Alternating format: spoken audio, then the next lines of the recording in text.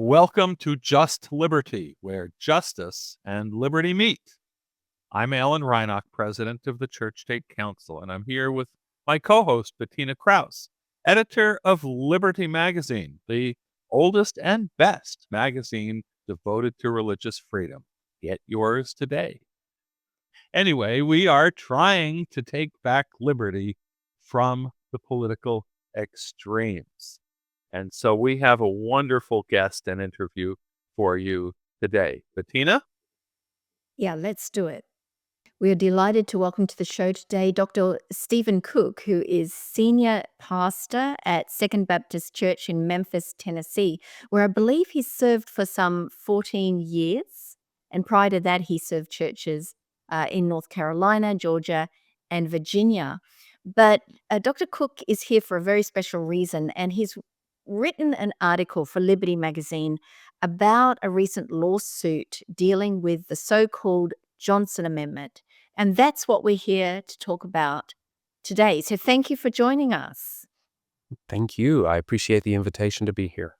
Well, before we get started, why don't you share a little bit about your congregation and is it politically diverse? What is the makeup of your parishioners? Sure. Second Baptist Church in Memphis is a congregation of a little over 300 members, and among Baptists, that means there are probably 500 opinions with the 300 or so members.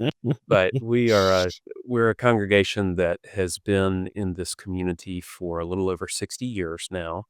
And throughout our history, we have been comprised of people of a wide variety of perspectives and with, I think, a really healthy mix of ideologies and values and a common sense of calling to our belonging in the body of Christ.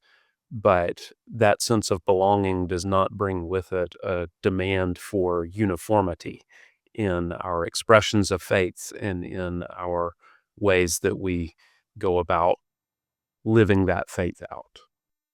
Do you have a sense of kind of the statistical divide, say, between those who would have voted Democrat or Republican in the last election? I'm assuming that your congregation is not monolithic politically.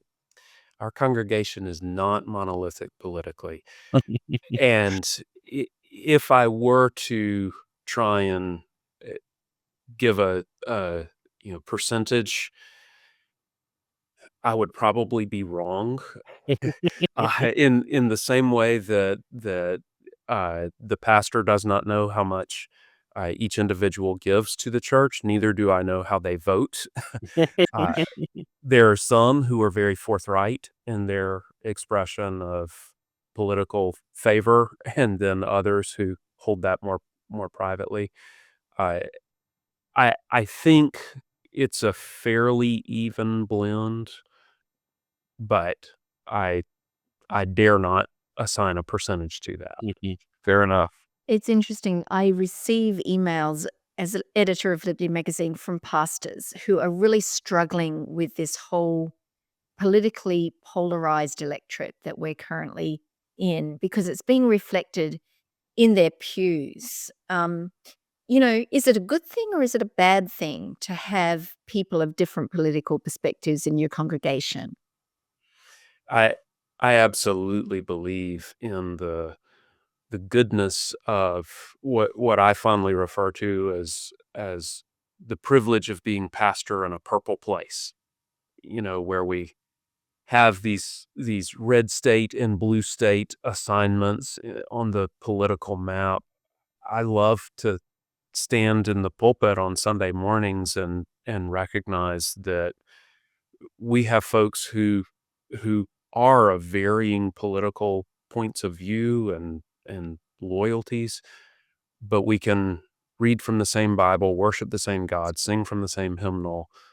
I absolutely believe that not only makes us a stronger, healthier faith community, but it makes us more and more unique in a what feels so often like a season in our great American experiment where there's a higher degree of isolation, and through various and sundry media channels and all of the options that are there, it seems like it's easier for us to live in echo chambers. And I find this to be a beautiful experiment in us being community together. And I count it a privilege to get to try and navigate that. So the reason why we're doing this interview today is because of a lawsuit filed by the national religious broadcasters attacking the Johnson Amendment, which we haven't heard much about in the last few years. But it was very much front and center news a few years ago, and the efforts to remove the legal prohibitions on churches directly engaging in political fundraising and endorsing of candidates, which is what the Johnson Amendment prohibits. And you wrote critical of efforts to open up the churches to that kind of direct political activity. And we're very interested in your perspective, not from a legal point of view, but as a pastor, Mhm. why you think that's a bad idea. Well, I'm glad you're not interested in it from a legal point of view. I have nothing to contribute in that regard. The a As a pastor, I mean, there are a few different things that come to mind for me.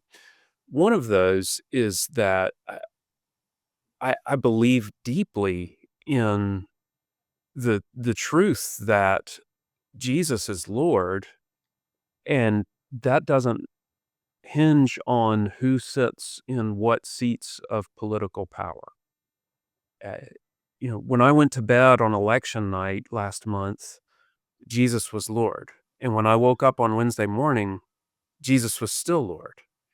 And to to go down the road where we associate, and I'm afraid that with declining engagement in faith communities, in religious organizations, I believe that political ideology has in many ways become almost an idolatry, and has replaced any sort of religious commitment, conviction, and a willingness to follow in the way of Jesus. It- to rescind the Johnson Amendment, I believe, is dangerous because it only further pushes into the corners communities of faith where you may have a church that is aligned solely with one political candidate or another. And if we position ourselves to where then churches are making endorsements, and in an era when most faith communities are struggling financially to make ends meet, when there's the prospect of political action committee and surrogates of political candidates being able to make contributions in exchange for endorsements and favors of that nature, that just undermines the integrity and the independence of a house of worship. We serve a higher purpose. We serve a higher power than anyone who may sit in any seat of power in this world. So you just raised the specter of something I hadn't even thought about before, which is political groups essentially paying churches for their endorsement, taking advantage of the financial struggles of churches in order to secure their endorsement, and frankly the use of their tax exempt status for further um, fundraising. You know, I know you're not the legal aspect, but you know, politics is funded with after tax dollars. So you've already paid your taxes. If you can fund it with pre tax dollars, which is what would happen, then you can get a lot more bang for your literal buck. That's exactly right. And I don't know a single faith community that is not looking for ways to maintain financial sustainability, viability. I mean, that we are nonprofits, and there is always that awareness. And we can see, in just as it relates to giving trends, we can see where there are changes just in the last decade across the landscape of generosity in where people are directing their dollars. Uh, Churches, I think, are suffering as more and more people become more aligned with their political parties of choice, and as more and more people find their identity and their sense of belonging there than in the church.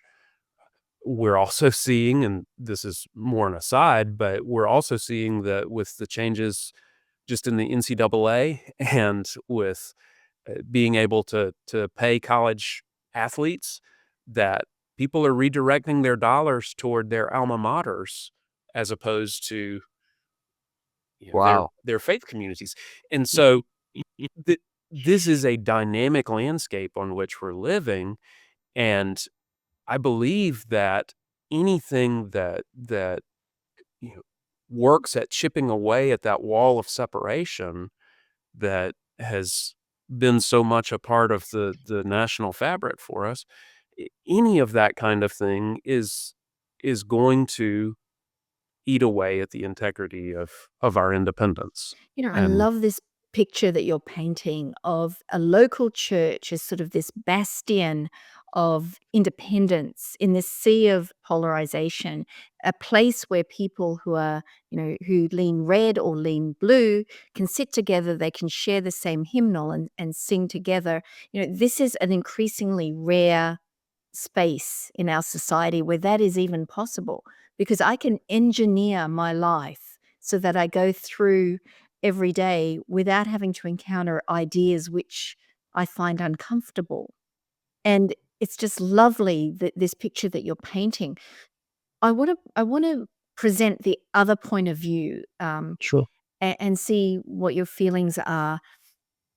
Many people say the Johnson Amendment uh, suppresses constitutional free speech, and that why should pastors, for instance, be the only people in society who cannot freely express themselves on issues of politics, in the church?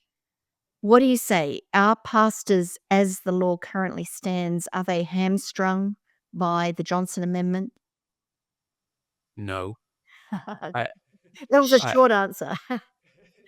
I I I've been the pastor of this church for 14 years now, and at no point in my tenure here, nor in any of the other congregations I've been privileged to serve, at no point have I ever felt that I am somehow fettered and confined from being able to express that which needs to be expressed.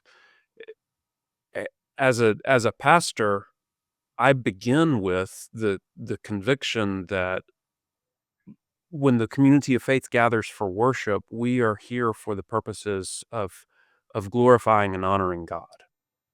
And therefore, the when I go to preach, there are there are certainly places and moments where a word needs to be shared, but that word is always rooted in the word. And it is always born out of where the Spirit speaks and leads.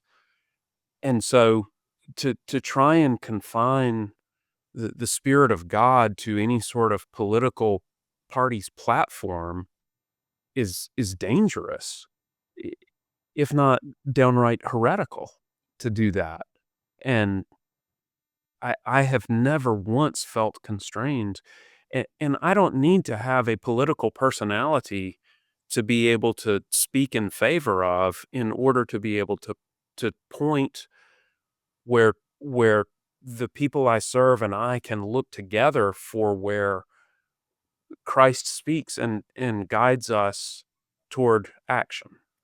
Uh, I don't need to I don't need to have that associated with anyone other than or less than Jesus.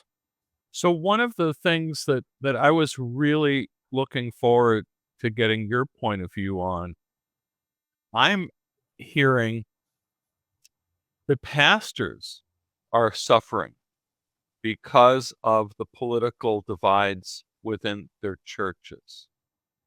Are you in your relations with other clergy, um are you seeing the struggle that, the congregations, can be tugging at a pastor and making life difficult for, someone who, like yourself, tries to steer a biblical, um, authentically biblical road without getting sucked into the political divide, and then congregations or members of congregations are not are trying to pull the pastor one way or the other.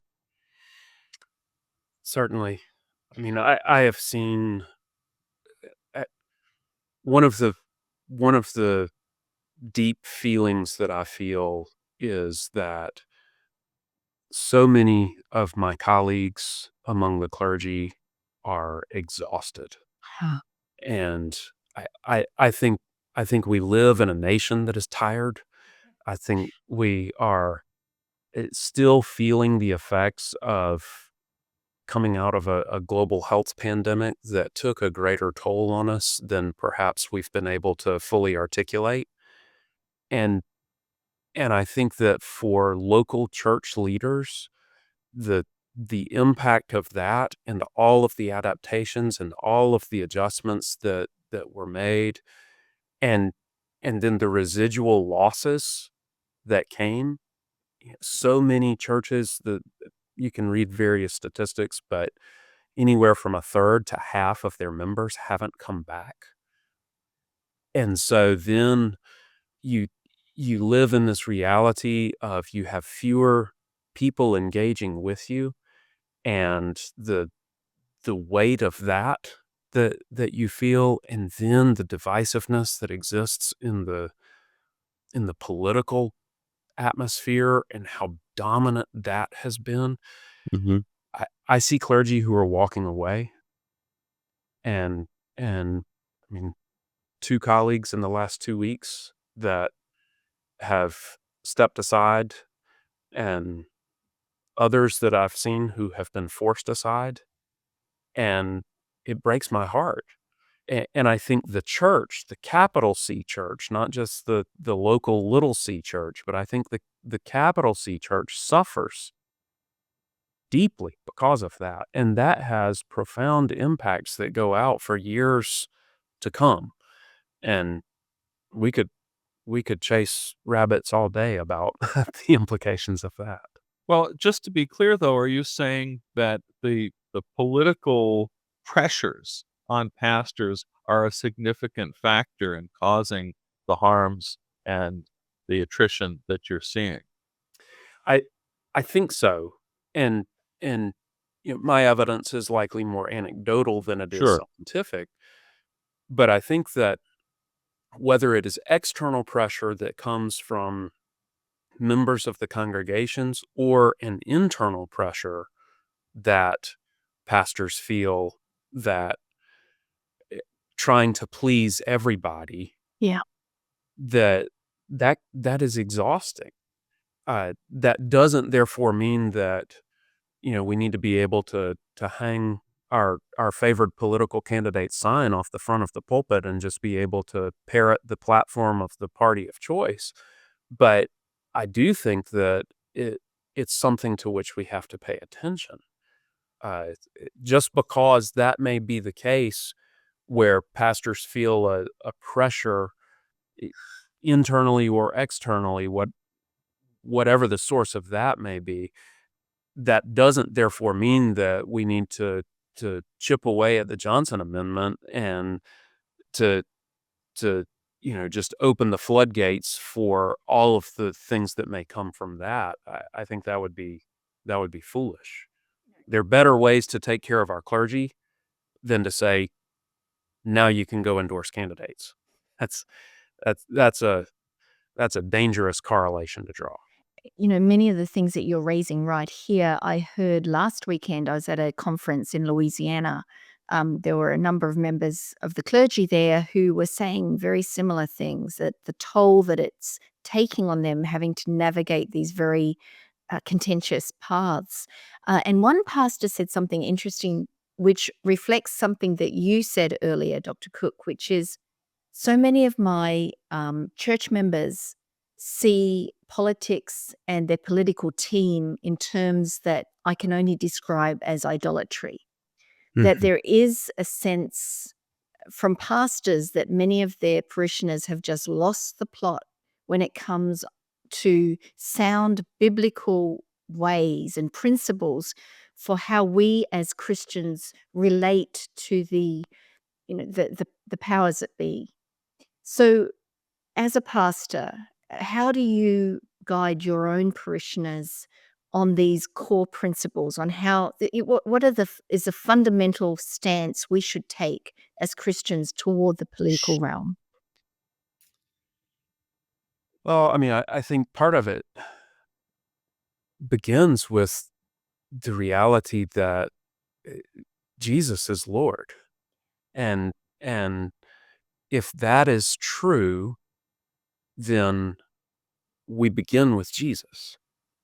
That's, you know, thinking especially of Dr. Tony Campolo, who just recently passed away, and the work that he and others have done in the movement, the Red Letter Christians movement, and this notion that if we start with reading the writing in red, the words of Jesus that are so often printed in red in different versions of our Bibles, that if we start there, then that's the core. And so, uh, for me, I begin with Jesus, I end with Jesus, and I try and live with and like Jesus in between. And so, I really find that when you take Jesus seriously and you look at the way that he approached people of all different persuasions, of all different backgrounds, of all different social settings, economic settings, etc., what we find is that there is a consistency in him that is an ideal for which we should strive. I had a seminary professor who wrote a book on the way that the four different gospels paint four different portraits of Jesus, and in these different lenses through which we see Jesus's life.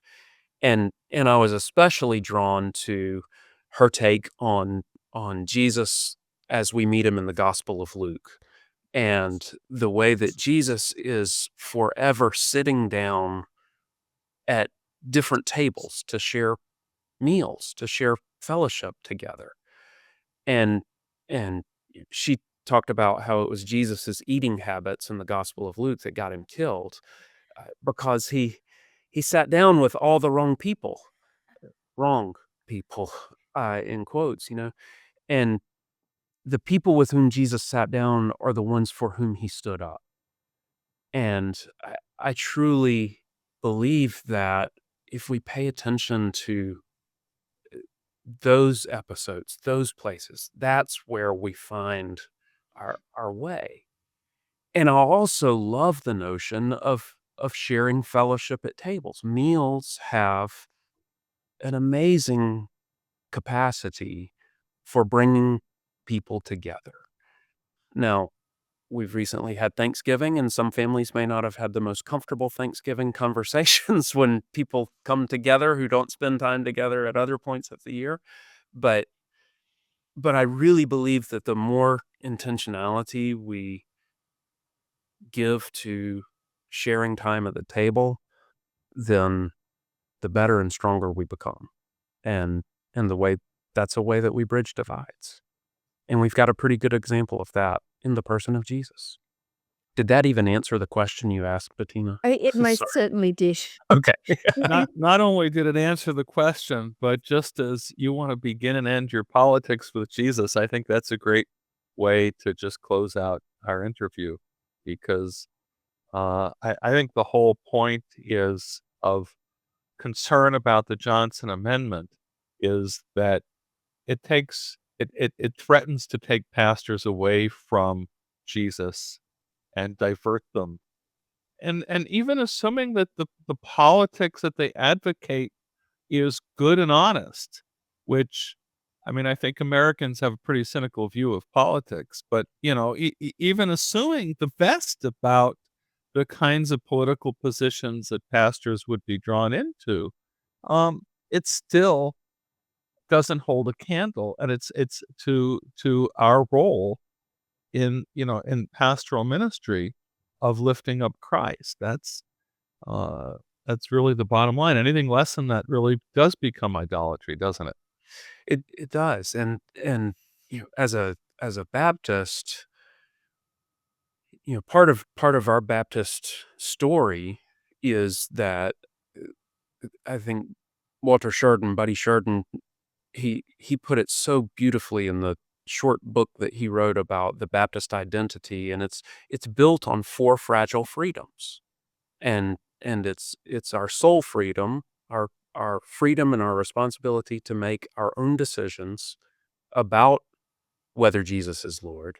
It's about Bible freedom, our freedom and responsibility to read and interpret Scripture for ourselves without someone doing that work for us. Doesn't mean that we do it in isolation. We do that in community. It's about church freedom for Baptists. The local congregation is self-governing and autonomous and is not subject to any other hierarchical kind of structure.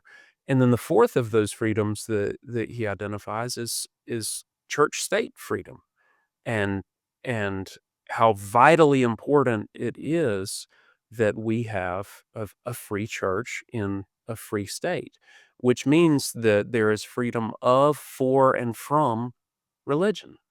And Baptists and so many others were among those who have have been at the heart of that being a tenet of our constitutional democracy.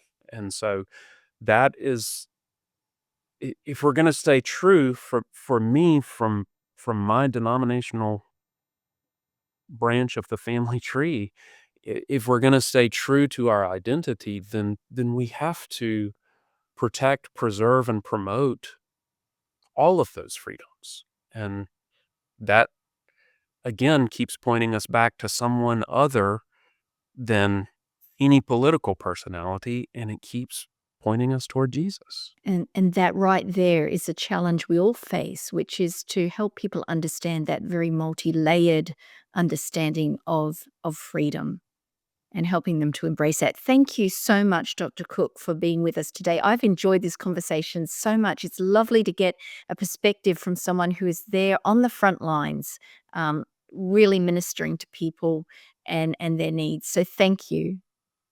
Thank you for the privilege of getting to be with you. I sincerely appreciate it. This has been Just Liberty, where justice and liberty meet. I'm Alan Reinach with my co-host Bettina Krause. Until next time, remember, eternal vigilance is the price of liberty.